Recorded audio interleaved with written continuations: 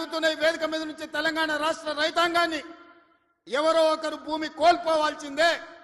అభివృద్ధి జరగాలంటే భూసేకరణ జరగాల్సిందే. భూసేకరణ జరిగితే ఎవరో ఒకరు భూమి కోల్పోవాల్సిందే.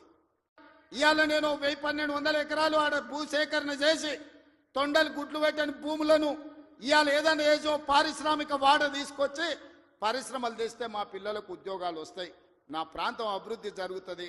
నేను ముఖ్యమంత్రి అయినా కాబట్టి వాళ్ళకి కృతజ్ఞత తెలుపుకోవాలని నేను ప్రయత్నం చేస్తే కొంతమంది రౌడీ మూకల్ని తయారు చేసి పైసలు ఇచ్చి కలెక్టర్ని, ఆర్డీఓని, అధికారులందరినీ ఇష్టం వచ్చినట్టు కొట్టిరు. గతంలో ఒడ్లు అంటే కాళేశ్వరం నీళ్లు తెచ్చిన అన్నాడు.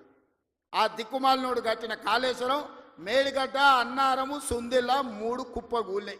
శాశ్వత అభివృద్ధి కోసం రాష్ట్ర పునర్నిర్మాణంలో త్యాగం చేస్తున్న భూ యజమానులను, వాళ్ళు దళితులు, గిరిజనులు, బలహీన వర్గాల వాళ్ళు ఉంటారు. చిన్న చిన్న భూములు ఉంటాయి, కుటుంబంలో 5-6 మంది ఉంటారు. వాడు అసూటనో ఇసూటనో పోయి భూమి కొనుక్కోవాలంటే నష్టపరిహారం అత్యధికంగా ఇవ్వాలని చట్టాన్ని సవరించమని వాళ్ళు నేను ఆదేశాలు ఇచ్చిన.